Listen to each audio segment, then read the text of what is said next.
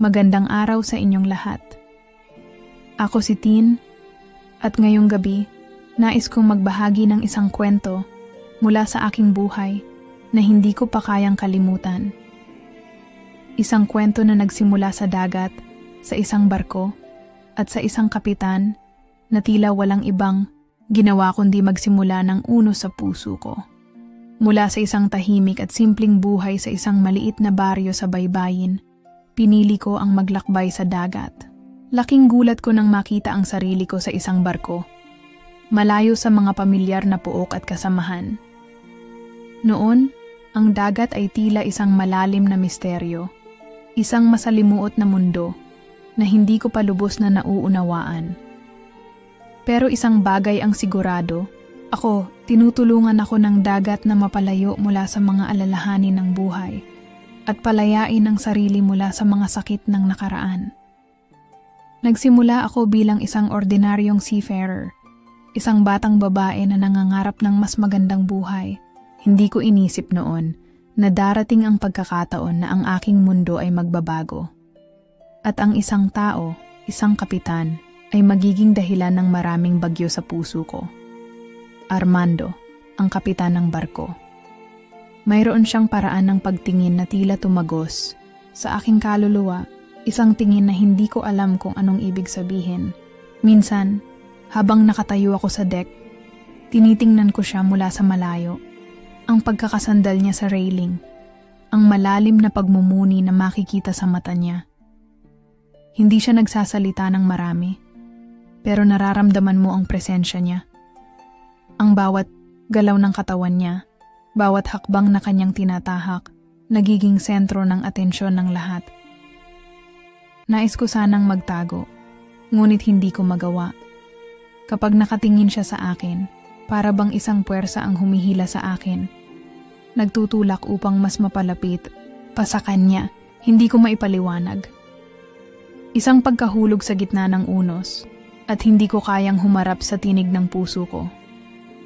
Parang may isang magnet na nag-uugnay sa aming mga mata. Alam ko, may kabigatan sa bawat tanawin ng mga mata niya. At hindi ko alam kung paano ko lalampasan ito. Minsan, sa mga gabing madilim, kapag nagkakaroon kami ng pahinga, dumadaan siya sa mga kwarto ng crew. Minsan nagsasalita siya ng mga biro, mga kwento ng buhay. Pero palagi ko itong nararamdaman na may kahulugan. May mga pagkakataong ang tingin niya sa akin ay hindi basta-basta. Parang may lihim na gustong ibunyag.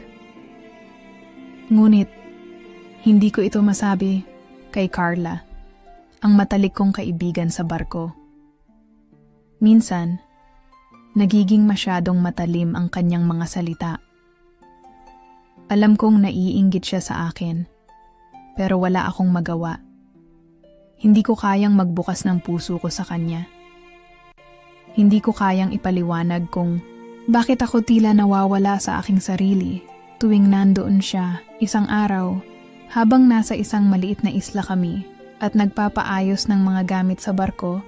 Nagkita kami ni Armando sa ilalim ng matinding araw. Hindi siya nagsalita, pero ang bawat galak na sumikmula sa kanyang mata ay nagsalita na para sa kanya. At sa bawat sandali na magkasama kami sa ilalim ng araw, nakikita ko kung paanong siya, misteryosong, tahimik, ay parang isang daluyong na sumasalubong sa akin, tila tumatanggi sa lahat ng pag-iwas ko. Ngunit sa kabila ng lahat ng iyon, alam ko na hindi kami maaaring maging higit pa sa mga kasamahan sa barko. Ang dagat ay walang pinipili. Hindi kayang baguhin ang pakiramdam ko sa kanya, ang agos ng buhay ko. Huwag kong pag-isipan ng malalim. Ang isang kapitan ay hindi maaaring magka-interes sa isang seafarer na katulad ko. At alam ko na hindi ko kayang magtakda ng mga pangarap na alam kong magiging alon lamang sa pagtatapos ng araw. Sa mga susunod na linggo, hindi ko na kayang pigilan ang aking puso. Wala akong ibang gustong maramdaman, kundi ang init ng kanyang mga mata, ang pagkakaroon ng isang pagkakataon na maging mas malapit sa kanya. Ngunit alam ko, at sa bawat sandaling ako ay tinitigan niya, Pakiramdam ko ay hindi ako ang tinatanaw niya bilang isang seafarer. Ang mga araw na lumilipas ay tila tumatagal sa akin. Isang kwento na hindi ko alam kung paano ko sisimulan o kung paano ko ito tatapusin. Ngunit sigurado ako sa isang bagay. Isang bagyo ang tatahak sa aking buhay. At sa gabing iyon, ang dagat at ang puso ko ay magsasama sa isang di mabilang na alon. Huwag ko nang isipin. Chapter 2. The Confession ng Gabing. Iyon ay isang matinding bagyo. Malakas ang hangin at ang mga alon ng dagat ay tila nagpapakita ng galit sa lahat ng naroroon. Bawat patak ng ulan ay parang isang patak ng takot na pumasok sa aking katawan. Hindi ko alam kung paano ko nagsimula o kung bakit ko pa pinili ang gabing iyon upang harapin ang takot ko. Pero sigurado ako, hindi ko na kayang pigilan pa ang nararamdaman ko. Matagal na akong nagtatago ng aking nararamdaman kay Armando. Minsan iniisip ko kung paano ako makakalapit sa kanya nang hindi binabali ang mga batas ng barko at ang mga galang na hindi pwedeng sirain. Ngunit ang gabing iyon, habang ang barko ay tinatangay ng malakas na hangin, parang lahat ng takot ay naglaho. Kailangan ko siyang makita. Kailangan ko siyang kausapin. Nagmamadali akong pumasok sa quarters ng kapitan. Ang puso ko ay mabilis na tumitibok. Alam ko, may mga panganib sa mga ganitong sitwasyon, pero hindi ko kayang pigilan ang sarili ko. Pagpasok ko sa kanyang kwarto, natagpuan ko siya na nakatayo malapit sa bintana. Ang mga mata niyang tumutok sa labas, tila nakatingin sa madilim na dagat. Hindi siya gumalaw, hindi nagsalita, pero naramdaman ko ang bigat ng presensya niya. Tama, na, sabi ko. Ang boses ko ay halos pabulong. Hindi ko na kayang magtago pa. Lumingon siya sa akin. Walang imik. Pero ang mga mata niya na parang dagat na malalim, ay naglalaman ng lahat ng hindi masabi. Muntik na akong magtago, pero pinilit kong magpatuloy. Matagal ko nang nararamdaman ito. Patuloy ko, ang mga kamay ko ay naguguluhan kung saan ipaposisyon. Hindi ko alam kung paano ko sasabihin sa'yo, pero nararamdaman ko na gusto ko sanang malaman kung may lugar ba ako sa puso mo. Ang mga salita ko ay nahulog na parang mga alon na tinatangay ng malakas na hangin.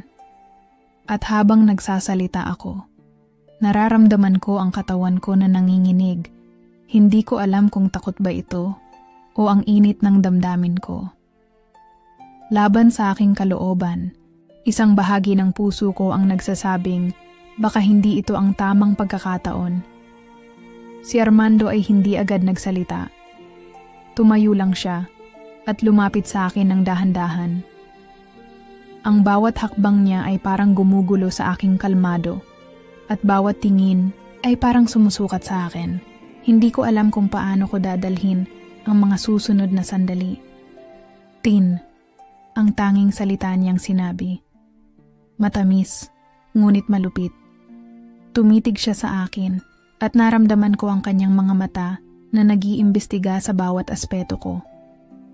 Ang dagat ay may mga lihim at ang bawat bagyo ay may kanyang dahilan. Hindi ko na alam kung paano ko ipaliwanag. Ang mga salitang iyon ay naging ulap sa aking utak. Ano ibig niyang sabihin? Hindi ko ba kayang makita ang sarili ko sa buhay niyang iyon? Hindi ba siya nararamdaman din ang lakas ng pagkahulog ko sa kanya? O baka naman, hindi ko lang matanggap na ito ay isang bagay na hindi niya kayang isalaysay?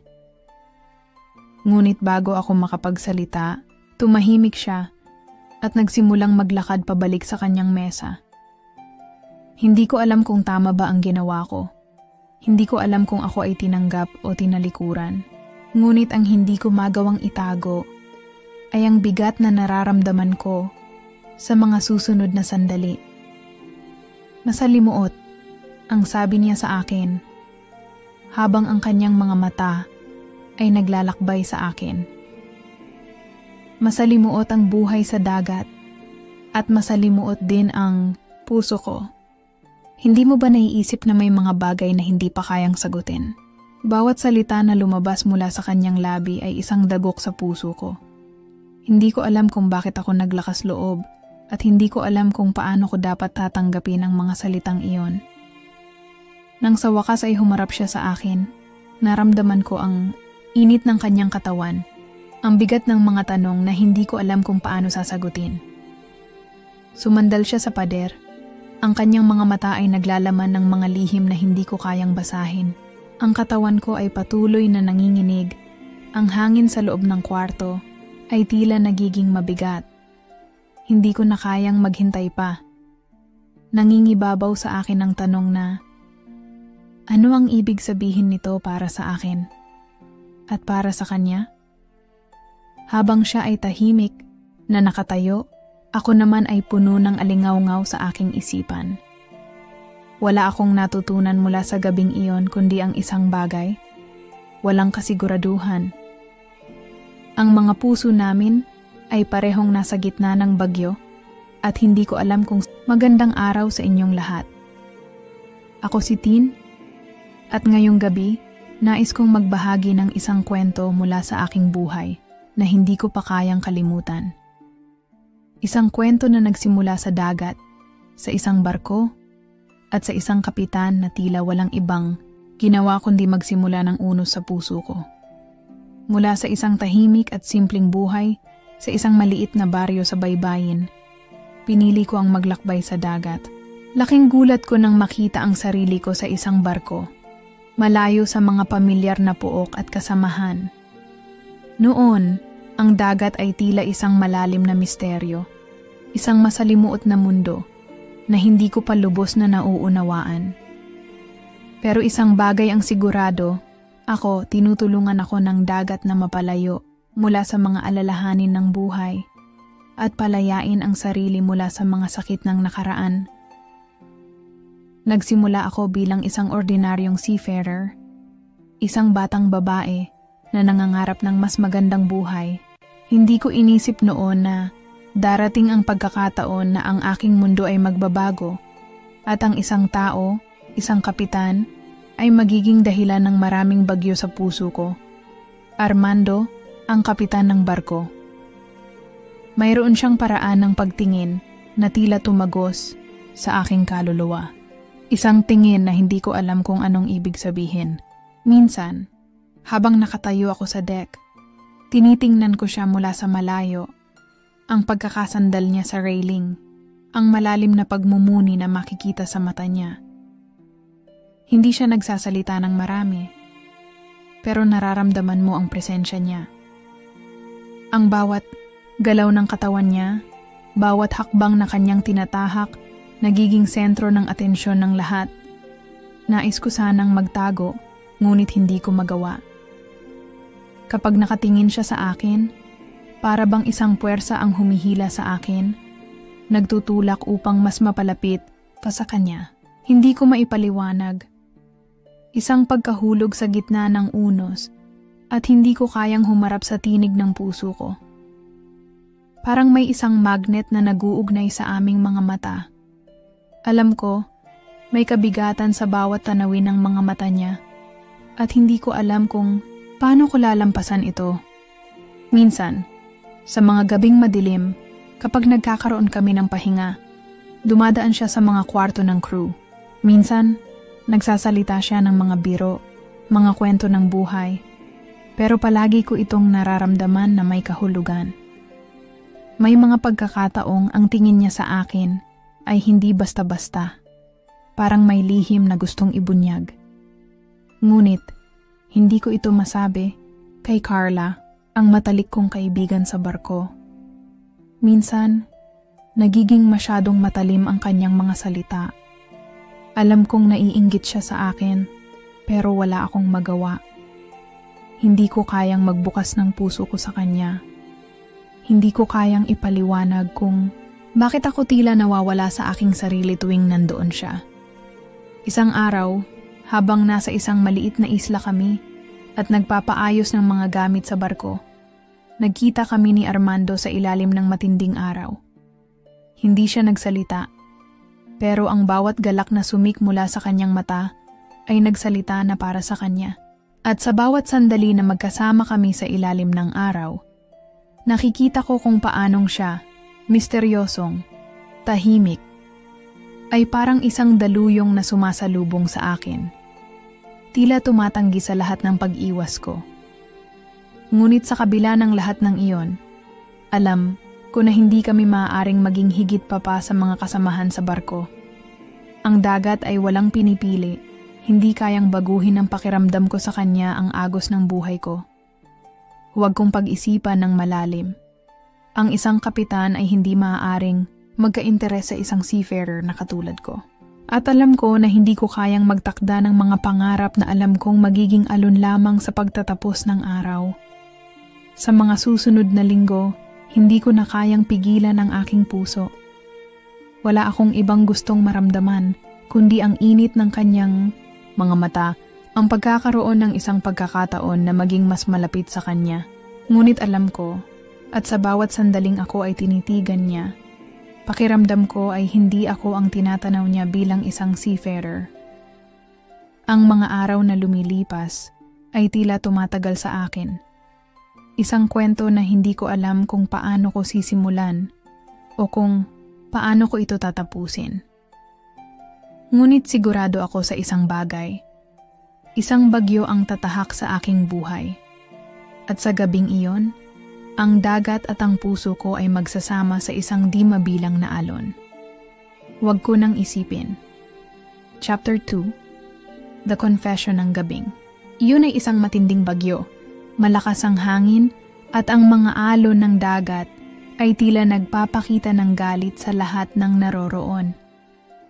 Bawat patak ng ulan ay parang isang patak ng takot na pumasok sa aking katawan. Hindi ko alam kung paano ko nagsimula o kung bakit ko pa pinili ang gabing iyon upang harapin ang takot ko. Pero sigurado ako, hindi ko na kayang pigilan pa ang nararamdaman ko. Matagal na akong nagtatago ng aking nararamdaman kay Armando. Minsan iniisip ko kung paano ako makakalapit sa kanya nang hindi binabali ang mga batas ng barko at ang mga galang na hindi pwedeng sirain. Ngunit ang gabing iyon, habang ang barko ay tinatangay ng malakas na hangin, parang lahat ng takot ay naglaho. Kailangan ko siyang makita. Kailangan ko siyang kausapin. Nagmamadali akong pumasok sa quarters ng kapitan. Ang puso ko ay mabilis na tumitibok. Alam ko, may mga panganib sa mga ganitong sitwasyon, pero hindi ko kayang pigilan ang sarili. Pagpasok ko sa kanyang kwarto, natagpuan ko siya na nakatayo malapit sa bintana. Ang mga mata niyang tumutok sa labas, tila nakatingin sa madilim na dagat. Hindi siya gumalaw, hindi nagsalita. Pero naramdaman ko ang bigat ng presensya niya. Tama na, sabi ko. Ang boses ko ay halos pabulong. Hindi ko na kayang magtago pa. Lumingon siya sa akin.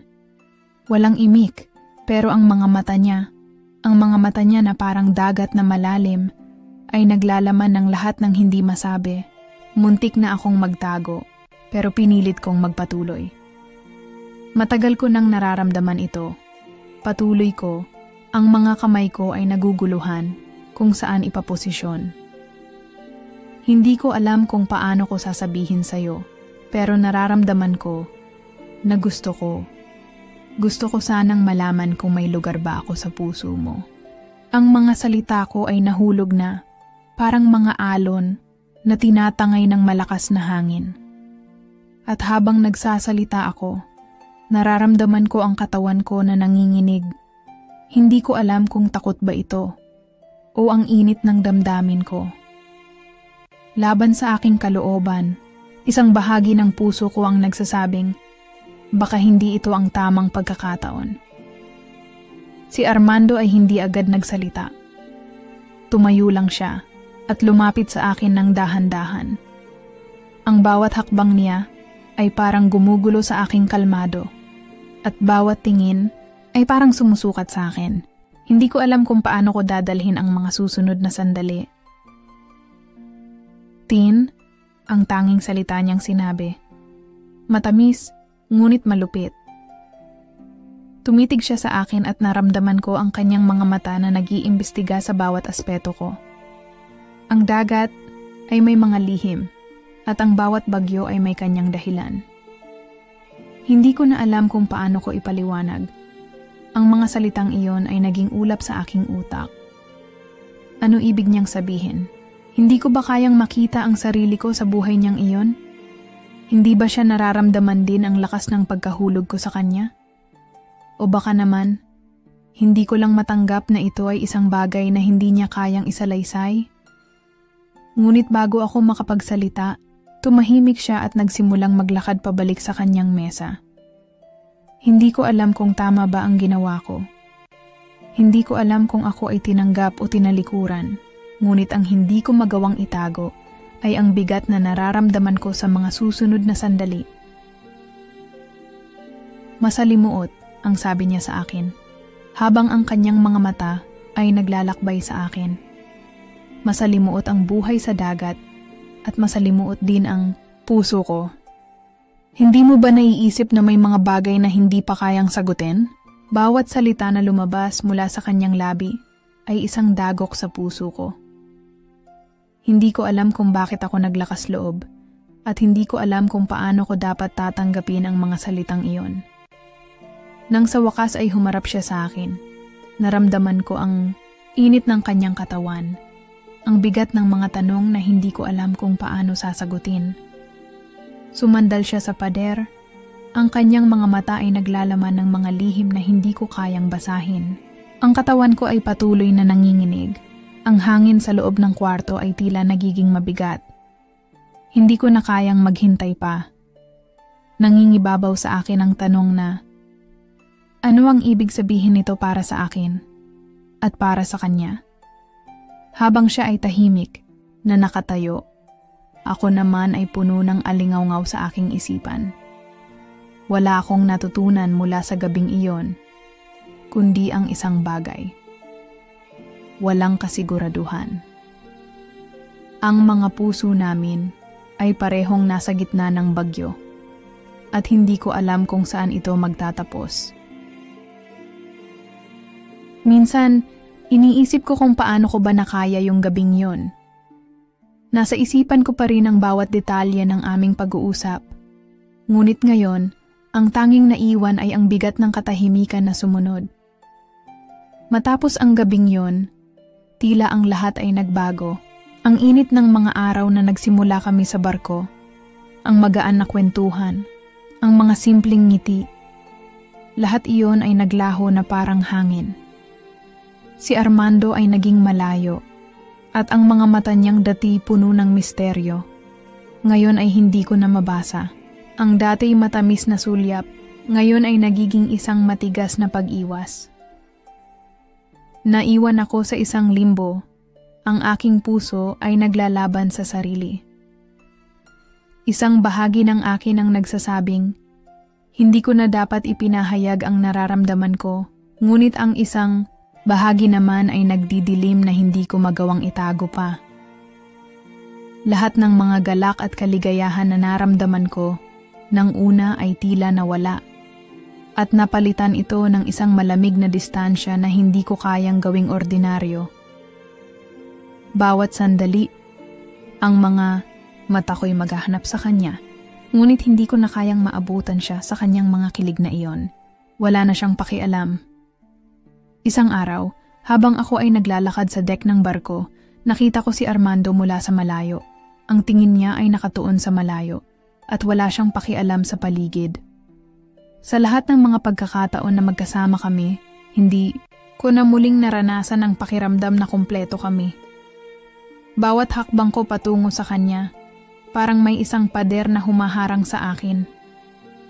Nang makarating ako sa kanyang tabi, hindi niya ako tiningnan. Hindi siya nagsalita.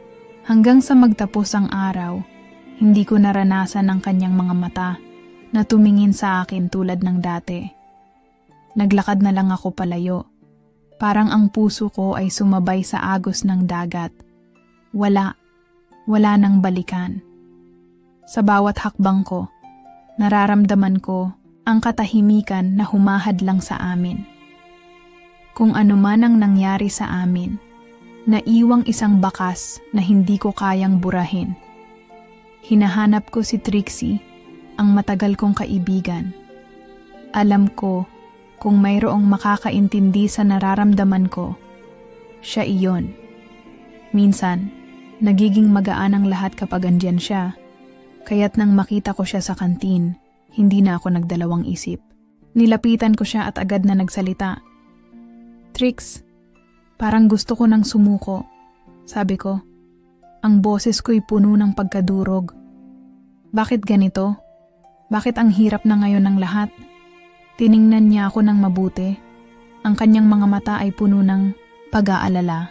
At kahit hindi siya nagsasalita, ramdam ko ang hirap na nararamdaman ko. Tin, hindi ko alam kung anong nangyari sa inyo ni Armando. Pero nararamdaman ko na may isang bagay na hindi mo inaasahan. Gusto mo ba talagang burahin ang mga bagay na yon? Paano ko ba naman burahin? Siya na nga yung nag-iwas. Sagot ko. Ang mga mata ko'y nagsimulang mag-init. Hindi ko alam kung paano ko makakayanan ito. Hindi ko kaya ang ganitong pakiramdam, Trix. Napansin ko ang biglang pagbabago sa mukha ni Trixie.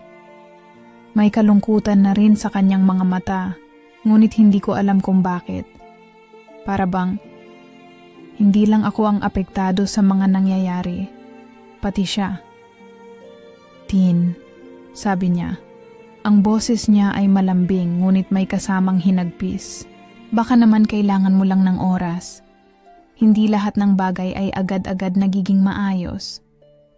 Minsan, parang gusto ko nang yakapin si Trixie at magpatawad sa sarili ko. Pero hindi ko kaya. Ang sakit at ang pag-iwas ni Armando ay parang isang dagger na dahan-dahang sumisira sa akin. Hindi ko kayang tanggapin na maaaring ang nararamdaman ko lang ay isang pagkakamali sa mata niya. Habang araw-araw na lang akong nagmamasid sa kanya mula sa malayo, pakiramdam ko ay nagiging isang estranghero na ako sa kanyang mundo.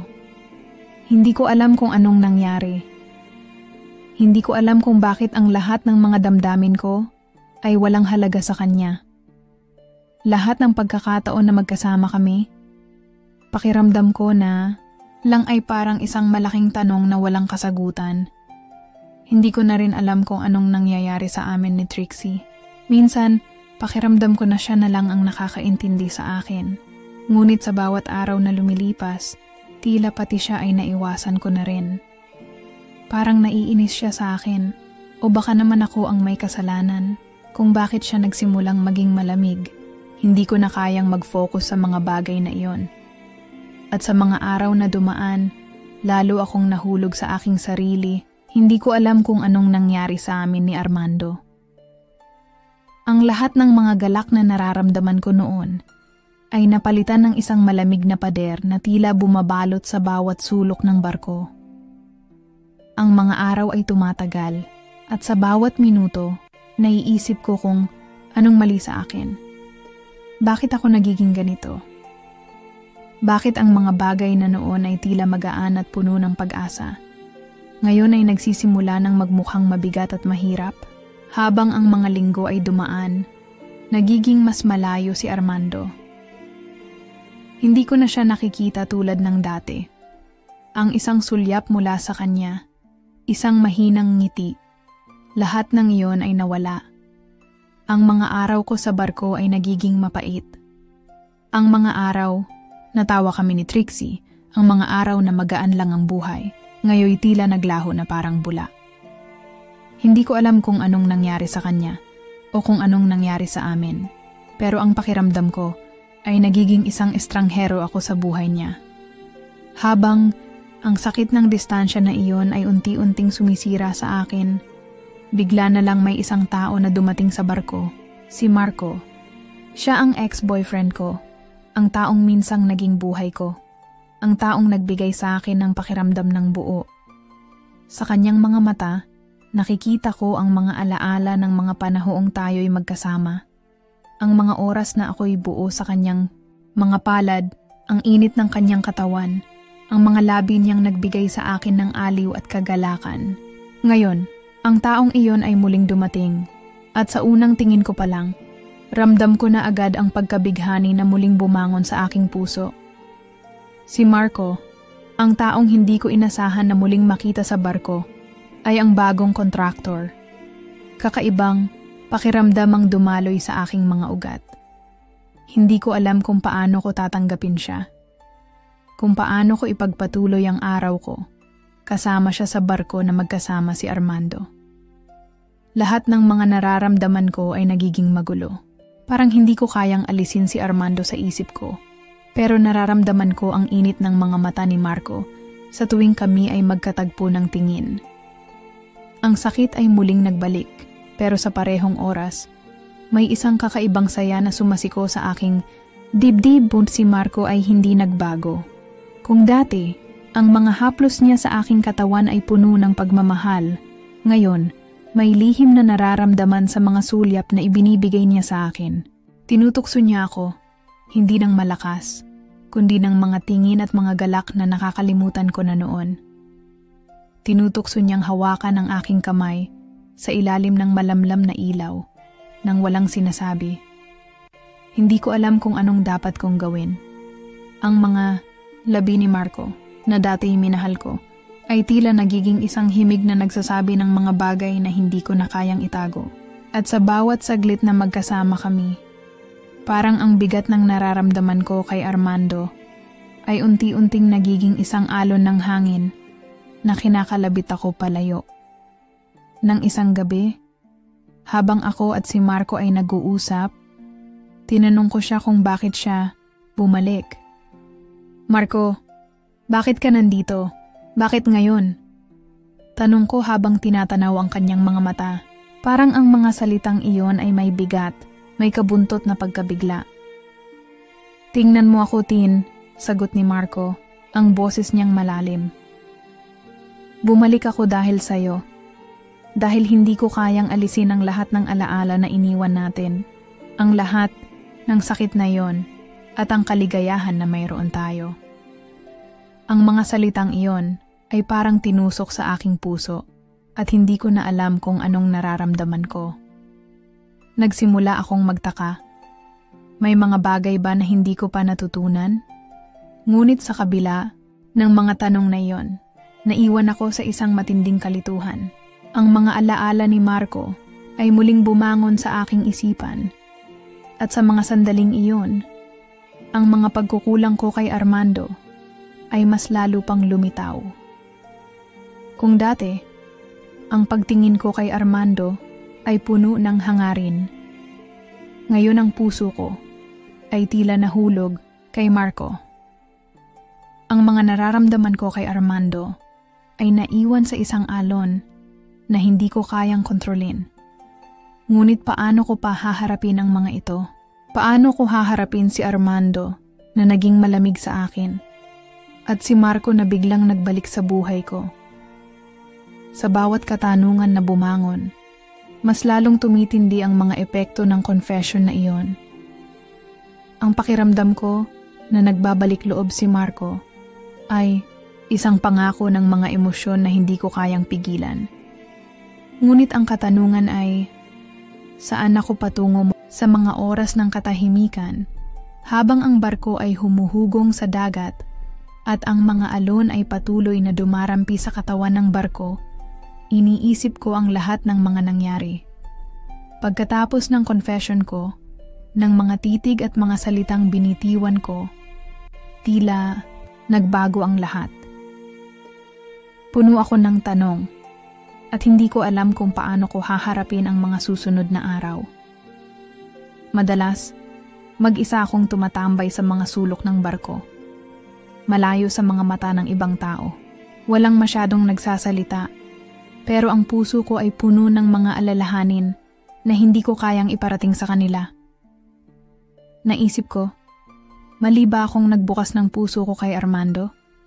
Siguro, hindi pa kami handa.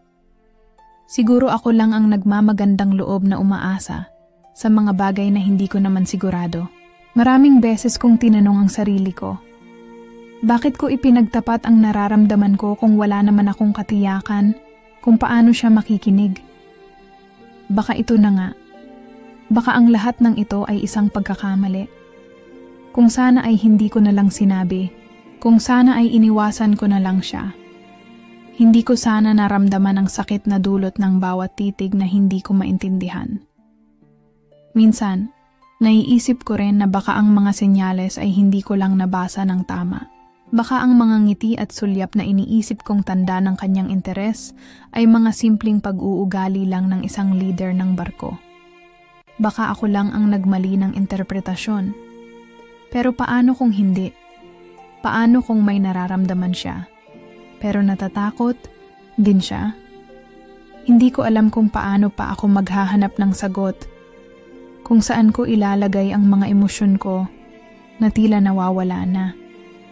Habang patuloy akong nag-iisip, unti-unti kong natutunan na hindi ko dapat sukuan ang sarili ko. Sa mga tahimik na sandali, muling tumingala ang aking mga mata sa dagat. Dati-rati, ito lang ang lugar na nagbibigay sa akin ng kaligayahan at kapayapaan. Dati, wala akong iniisip kundi ang mga alon at ang malawak na kalangitan. Ngunit ngayon, parang ang bawat tanawin ay may karga na. Ang mga tanong ko tungkol kay Armando at ang mga alaalang bumangon mula kay Marco. Pero sa kabila ng lahat ng ito, naaalala ko ang mga dahilan kung bakit ako nandito. Bakit ko pinili ang ganitong buhay? Bakit ako naging seafarer? At bakit ko iniwasan ang mga pakiramdam na ito noon? Nang sinimulan ko ang buhay na ito, ang tanging layunin ko ay makahanap ng aking lugar sa mundo. Isang lugar na wala akong kailangang itago. At isang lugar kung saan ang puso ko ay hindi natatakot mangarap. Ngayon, natutunan ko na hindi ko kailangang mawala ng sarili ko para sa iba. Hindi ko kailangang magsakripisyo ng lahat para lang maramdaman ang pagmamahal ng ibang tao. Sa bawat araw na lumilipas, natututo akong tanggapin na ang pagmamahal ay hindi palaging makukuha ayon sa plano ko. Hindi ko kailangang pilitin ang mga bagay na hindi pa handang mangyari. Ang mahalaga, natututo akong mahalin ang sarili ko muli at matutong magtiwala sa aking sariling lakas. Ang mga mahahalagang desisyon na ginawa ko noon ay nagbigay sa akin ng mga aral na hindi ko kayang kalimutan. Ang mga pagkatalo, ang mga pagdududa, at ang mga tanong. Lahat ng ito ay bahagi ng aking paglago. Hindi ko alam kung ano ang hinaharap o kung ano ang mangyayari kay Armando, ngunit natutunan kong hindi ko dapat maging alipin ng aking mga takot at mga pagsisisi. Kailangan ko lang magpatuloy at patunayan sa sarili ko na hindi ko kailangan ng ibang tao para makilala ang aking halaga. Ang mga araw ko sa barko ay nagiging mas magaan. Bagamat ang mga pakiramdam ko kay Armando at kay Marco ay nagsisilbing isang hamon, natututo akong tanggapin ang aking mga pagkukulang at magpatuloy. Wala akong ibang kailangan kundi ang sarili ko at sa mga oras ng pagninilay, natutunan ko kung sa mga sumunod na araw, hindi ko maiwasang magsaliksik, magtanong sa sarili kung may mas malalim pang dahilan ang ginawa ni Armando. Hindi ko kayang ipaliwanag kung bakit, pero may pakiramdam akong hindi ko pa siya lubos na nauunawaan. Ang bawat kilos niya, ang bawat titig, at ang hindi maipaliwanag na pag-iwas. Lahat ng ito ay nagsimula ng magbukas ng mga tanong na hindi ko kayang balewalain. Siguro, may higit pa sa kanyang pagkatao na hindi ko nakikita. At sa huli, siguro, ako lang ang hindi handa na tumanggap ng katotohanan. Habang ako ay abala sa pagninilay at paghahanap ng sagot, napansin ko ang mga bagay na dati hindi ko binibigyang pansin. Ang kanyang mga mata na tila puno ng mga lihim, ang malamig niyang pakikitungo na hindi ko maipaliwanag. Parang may isang parte sa kanya na ayaw magpahalata. Isang parte na natatakot magsabi ng totoo o kaya'y natatakot na masakta ng mga tao sa paligid niya. Gusto ko siyang tanungin, pero may takot akong baka hindi ko kayanin ang sagot. Isang araw, habang ako'y naglalakad sa isang sulok ng barko, napansin ko ang isang usapan sa pagitan ng ilang crew members. Nagkakasiyahan sila, ngunit may isang piraso ng impormasyon na umabot sa aking pandinig na tila isang mahalagang piraso sa puzzle na matagal ko nang hinihiling. Isang tao, hindi ko alam kung paano, nagbigay ng detalye tungkol kay Armando. Isang kwento ng kanyang nakaraan na tila nagtatago sa likod ng kanyang matigas na personalidad. Dahil dito, nagsimula akong magtanong-tanong, maghanap ng mga pahiwatig sa mga nakakakilala kay Armando. Sa mga pagkakataong hindi ko inaasahan, unti-unti kong natuklasan ang isang malupit na katotohanan. Bago siya naging kapitan ng barko, nagdaan siya sa mga pagsubok na hindi ko kayang isiping kayang tiisin ng isang tao. May mga sakripisyo siya na hindi ko kayang ilarawan at dahil dito, nagkaroon siya ng mga sugat na hindi pa gumagaling. Ang kanyang malamig na pagtrato sa mga tao at ang hindi pagkilos ng mga nararamdaman niya, lahat ng ito ay may dahilan. Napagtanto ko na marahil, hindi lang ako ang may dalang emosyonal na pasanin. Baka may mga bagay siyang tinatago, mga trauma na hindi niya kayang pag-usapan. At ito ang nagpapalayo sa kanya. Hindi dahil hindi niya ako mahal, kundi dahil takot siyang masaktan o masaktan ng iba. Bawat galaw niya, bawat desisyon, ay maaaring naaalala ang mga sakit na dulot ng mga nagdaang taon. Ang mga bagay na itinatago niya sa dilim na ako ay hindi nakakapansin, ay siyang nagiging pader sa pagitan namin. Dahil dito, napagtanto ko na hindi ko siya maaaring hatulan. Ang mga reaksyon niya ay hindi palaging nakabatay sa mga nangyari sa amin. Tila ba ang pagiging malamig niya ay isang paraan ng pag-iwas sa sakit? Ang pagpapakita ng emosyon ay isang bagay na ayaw niyang ipakita. At hindi dahil wala siyang nararamdaman, kundi dahil natatakot siya sa mga posibleng mangyari kapag ipinakita niya ang tunay niyang nararamdaman. Ang kaalaman na ito ay nagbigay ng isang bagong liwanag sa aking mga mata.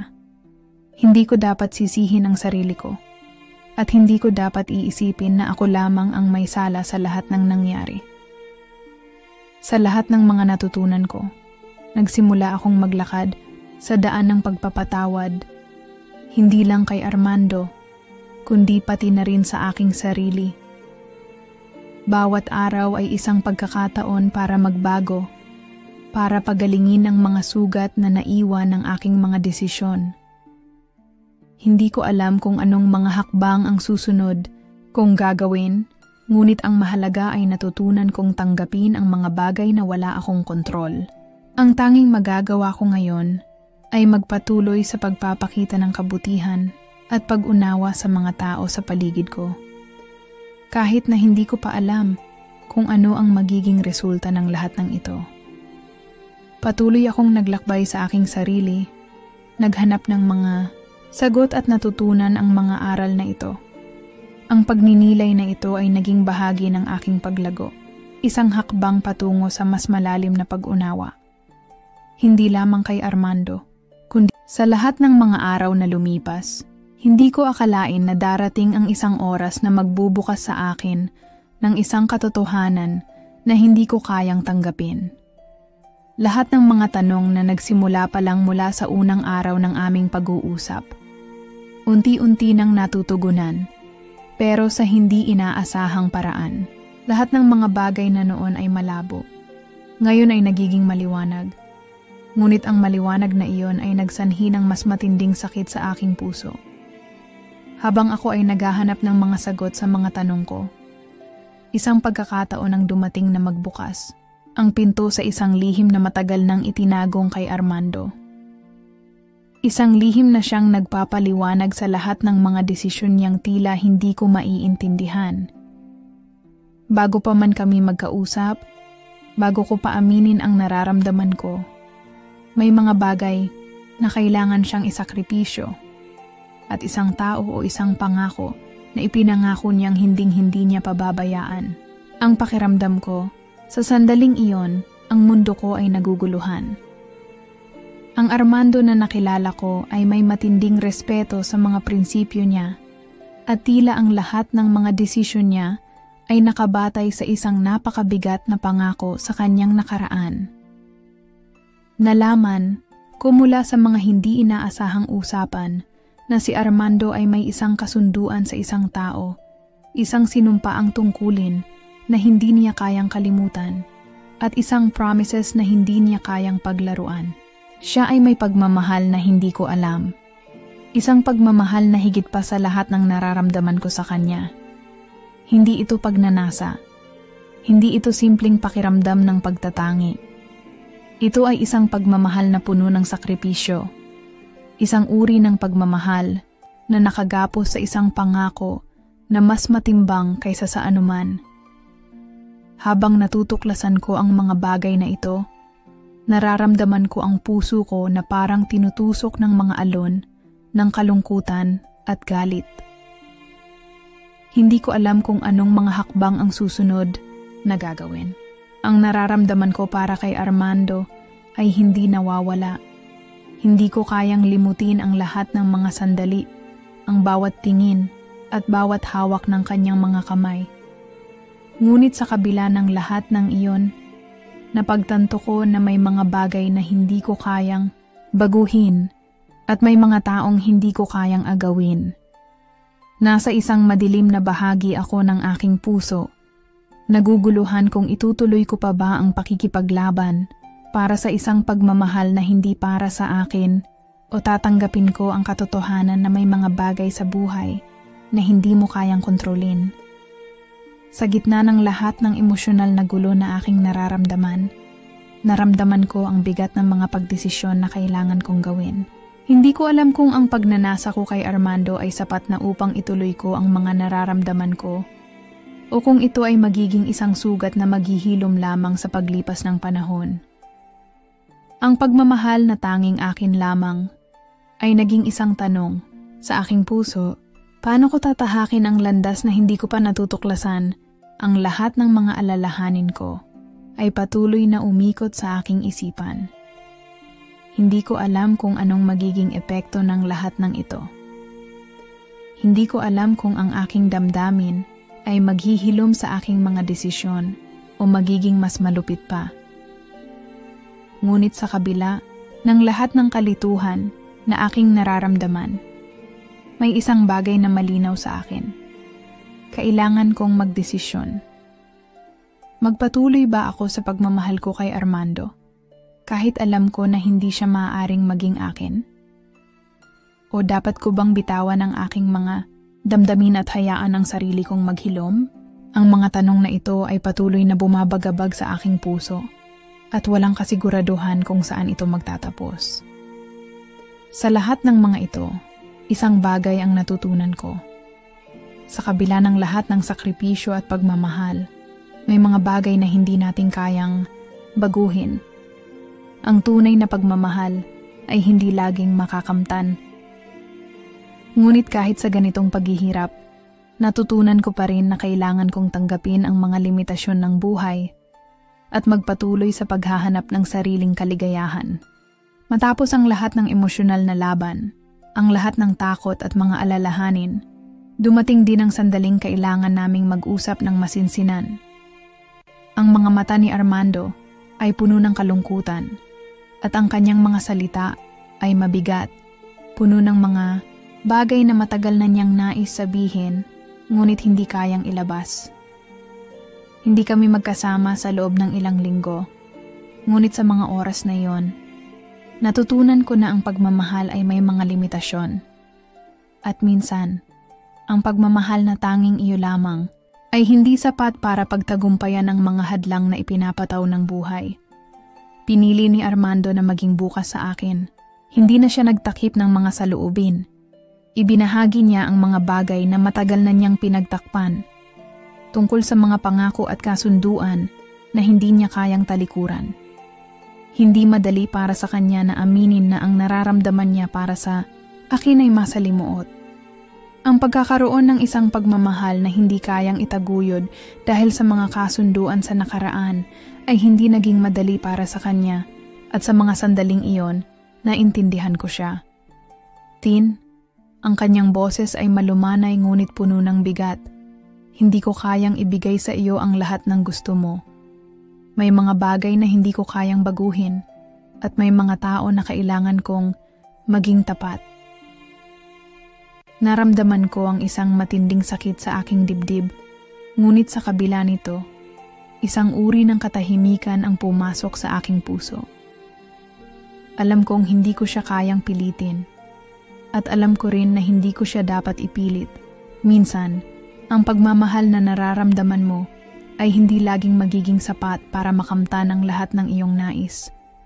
Ang mga sandaling iyon ay napakatagal, puno ng mga hindi nasabing salita at emosyon na nais iparating.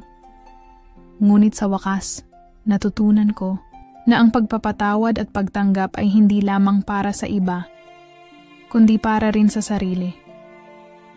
Tinanggap ko ang lahat ng sinabi ni Armando at natutunan kong respetuhin ang kanyang mga desisyon kahit na mahirap. Huwag mong isipin na hindi kita iniintindi. Ang sinabi ko, ang aking mga mata ay naglalaman ng luha na hindi ko kayang pigilan. Ngunit natutunan ko na may mga bagay sa buhay na hindi natin kayang baguhin. Kailangan ko ring matutunan na mahalin ang sarili ko na walang kondisyon.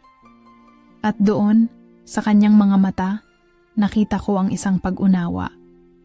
Alam ko na pareho kaming nagdurusa, ngunit natutunan ko na ang pagmamahal ay hindi palaging makakamtan sa paraang nais natin.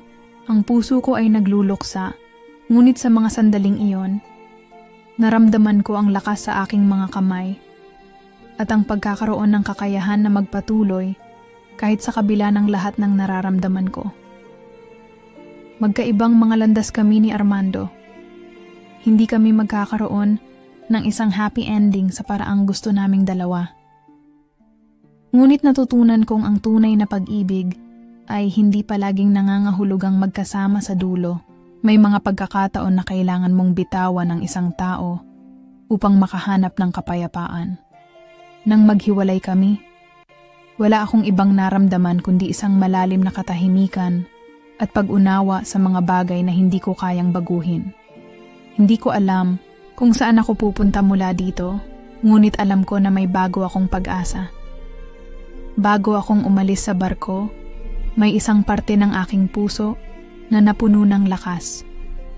Hindi ko alam kung anong mangyayari sa akin sa hinaharap. Ngunit natutunan ko na ang tunay na pagmamahal ay nagsisimula sa pag-ibig sa sarili. Bumalik ako sa aking buhay, puno ng mga bagong pananaw. Kung may natutunan man ako sa lahat ng ito ay ang pagtanggap. Tanggapin ang sarili, tanggapin ang mga pagkatalo, at tanggapin na ang bawat hakbang ay isang paglalakbay patungo sa mas magandang bukas. Kung darating ang isang pagkakataon na makatagpo ako ng bagong pagmamahal, alam kong hindi ito magiging katulad ng una. Ngunit sa ngayon, ang pinakamahalaga ay matutunan kong mahalin ang aking sarili at yakapin ang mga bagong simula na maghihintay sa mga kasirin. Salamat sa pagsama sa ating kwento ngayong araw. Naway natutunan natin na ang tunay na pagmamahal ay hindi palaging tungkol sa pagkuha, kundi sa pagtanggap sa ating sarili at sa mga desisyong kailangang gawin. Hanggang sa susunod na kwento, mag-ingat kayo at tandaan, ang bawat hakbang ay bahagi ng ating paglalakbay.